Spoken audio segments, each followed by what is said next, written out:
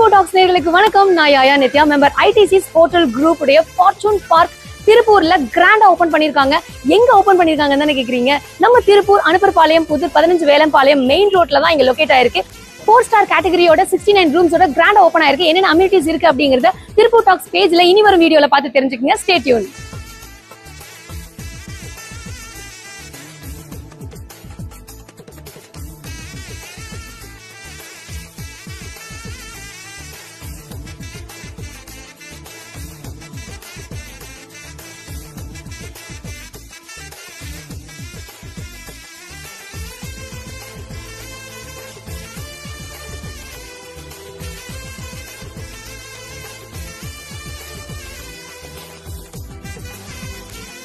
முதல் fortune park Tiruppur என்ற 4 நட்சத்திர ஹோட்டலை நாங்கள் திறந்திருக்கின்றோம்.